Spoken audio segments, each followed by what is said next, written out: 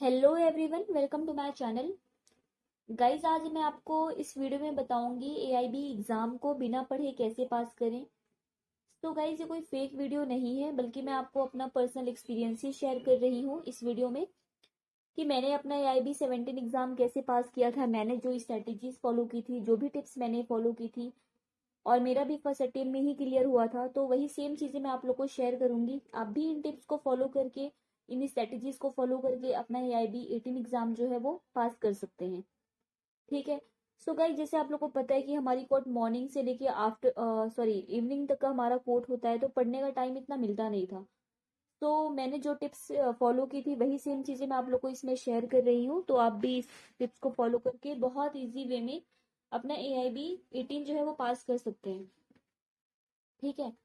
So guys, जो भी student AIB 18 exam देने वाले हैं, आप प्लीज़ इस वीडियो को उनको शेयर करिएगा ताकि उनको भी हेल्प मिल सके। एंड एक और चीज़, जैसे कि आप लोगों को ये चीज़ पता होगी कि ये ओपन बुक एग्ज़ाम नहीं होते हैं, ओपन डायरेक्ट एग्ज़ाम होते हैं। ठीक है। तो आप ओपन डायरेक्ट को जो है आप एग्ज़ाम में कैरी कर सकते हैं, वो भी विदाउट शॉर्ट नोट्स वाले। अच्छा, कुछ लोगों को ये एक चीज़ का डाउट होता है कि with short notes, without short notes में क्या डिफरेंस होते हैं। तो अगर आप लोग को जानना है क्या डिफरेंस होते हैं, तो आप प्लीज़ कमेंट बॉक्स में ज़रूर बताइएगा। वो नेक्स्ट वीडियो में आप लोग को मैं दिखा दूंगी कि दोनों में क्या डिफरेंस होते हैं, बिकॉज मेरे पास दोनों बैरक्स पड़े हुए हैं। तो मैं आप लोग को दोनों शो कर दूंगी, तो आप अपना डाउट जो है वो क्लियर कर लीजिएगा। ठीक है। चलिए, अभी हम शुरू करते हैं। गाइज, जैसे कि मैंने प्रीवियस वीडियो में एक चीज़ बताई थी, जिससे आप सब लोग को ये चीज़ पता होगी कि ये 100 क्वेश्चन होते हैं हमारे एग्जाम में। 100 मार्क्स के होते हैं और इसमें नेगेटिव मार्किंग नहीं होती है। ठीक है। तो जो सबसे पहली चीज़ हमें करनी है, जो मैंने की थी, वो वही चीज़ मैं आपको बता रही हूँ। जो जैसे कि 45 मार्क्स जो है वो पासिंग होते हैं जनरल वालों के लिए। ठीक है। अभी 45 है, पहले कम थे, बट अभी 45 मार्क्स हैं। ठीक है।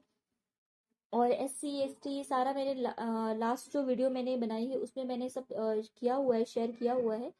तो आप जाके चेक कर लीजिएगा, उसमें आपको पता चल जाएगा।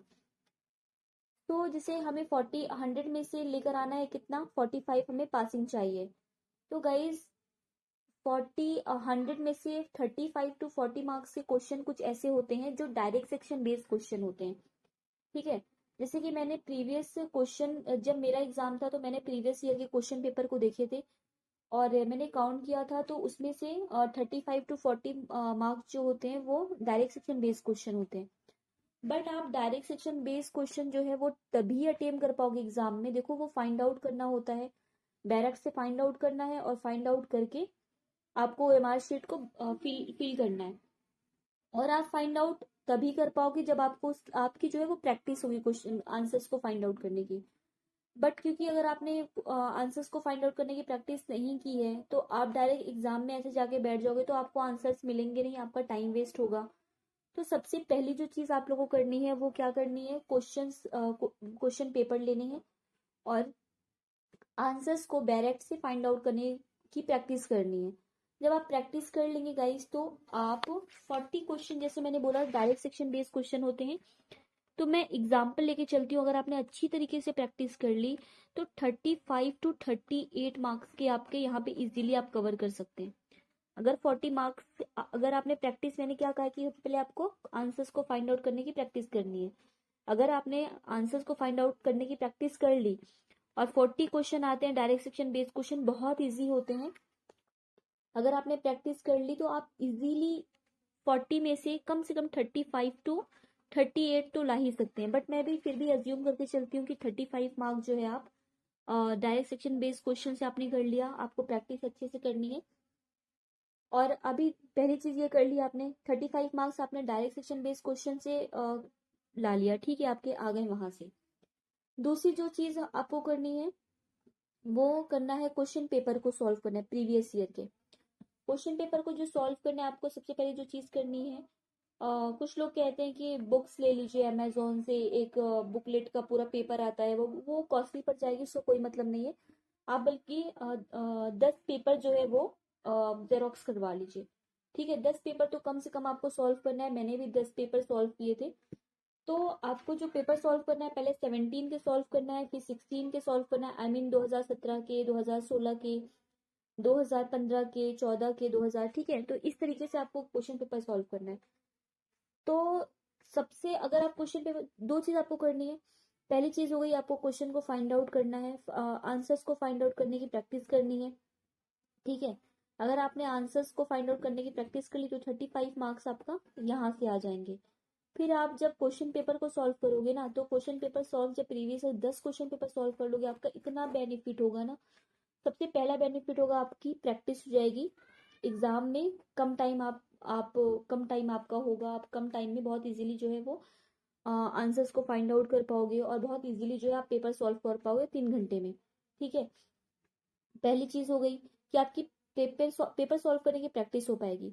दूसरी चीज की, आप जब क्वेश्चन पेपर सॉल्व करोगे ना, तो क्वेश्चन पेपर जब आप सॉल्व करोगे तो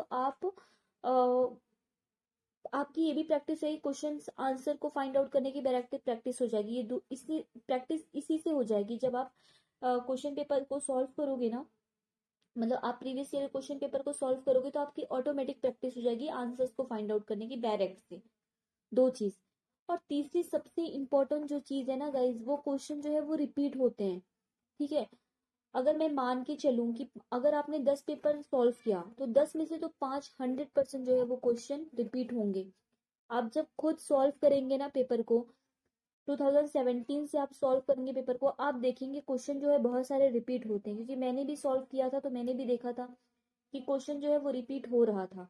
तो अगर मैं अज्यूम करके चलूं कि 5 क्वेश्चन जो है वो रिपीट हुए हैं, तो 35 मार्क जो है आपने डायरेक्ट सेक्शन बेस्ड क्वेश्चन से कर लिया, आपने 5 मार्क जो है वो रिपीट क्वेश्चन कर लिया, तो हमारे कितने हो गए यहाँ पे, 40 मार्क्स हो गए। अभी हमें 5 मार्क्स और चाहिए पासिंग के लिए, ठीक है। तो 5 मार्क्स हम कैसे लेकर आएंगे। सबसे पहली चीज गाइस, कि देखिए, हम सब ने एलएलबी पास आउट की है, चाहे तो 5 ईयर लॉ पास आउट किया हो, चाहे तो 3 ईयर किया हो, ठीक है। हमने एलएलबी में वही सब्जेक्ट पढ़े हुए हैं, सेम वही चीजें जो हमारे एआईबी एग्जाम में आने वाले हैं।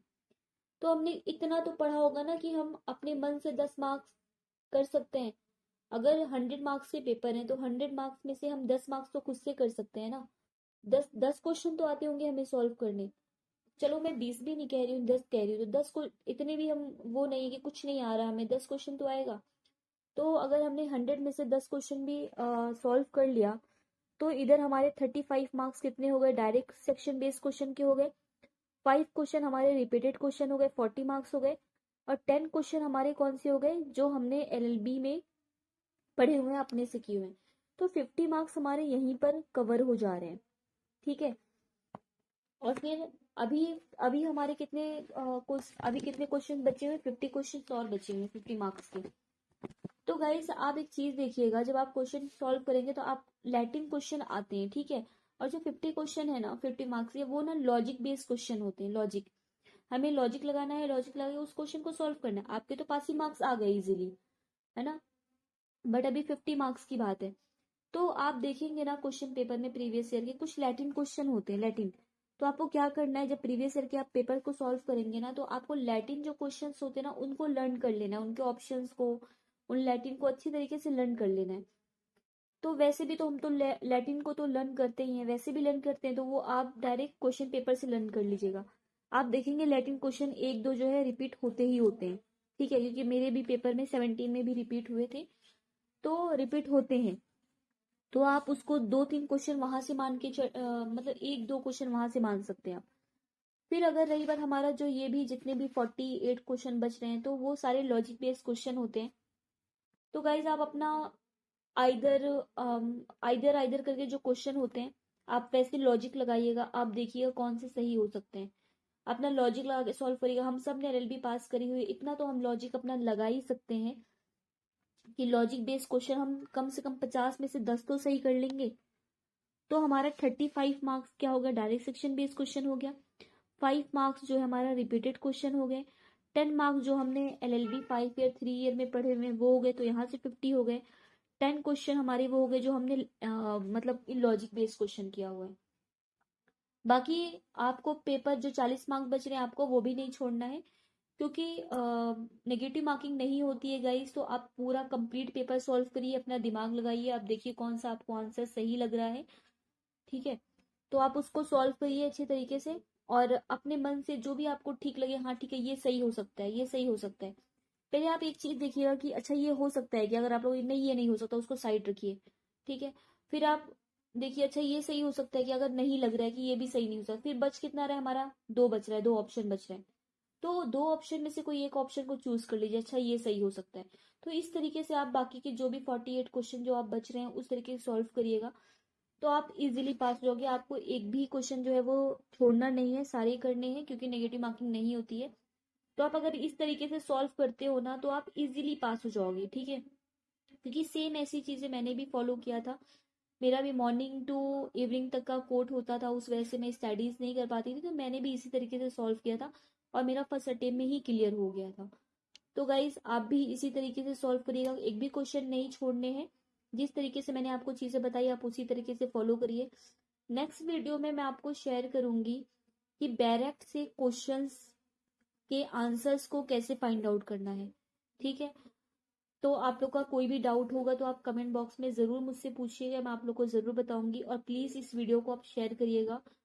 और चैनल पे अगर जो लोग भी नए हैं अभी, क्योंकि ये चैनल न्यू है, तो आप इसको सब्सक्राइब कर लीजिएगा, ताकि आप लोग को जो नेक्स्ट वीडियो में आपको आप बनाऊं वो आप लोग को नोटिफिकेशन इसका मिल जाए, ठीक है। नेक्स्ट वीडियो में हम मिलते हैं, मैं आप लोग को ये शेयर कर दूंगी फाइंड आउट कैसे करना है, हमें डायरेक्ट से क्वेश्चन को कैसे फाइंड आउट करना है, बहुत अच्छी ट्रिक बताऊंगी, बहुत हेल्पफुल होगी आपके एग्जाम के लिए भी, और आंसर को फाइंड आउट करने में आप लोग की बहुत अच्छी प्रैक्टिस भी हो जाएगी, ठीक है। सो गाइज आई होप कि ये वीडियो आप लोगों को पसंद आई होगी। Thank you so much for watching this video. मिलते हैं नेक्स्ट वीडियो में, ठीक है। और आप लोग का कोई भी डाउट हो आप प्लीज कमेंट बॉक्स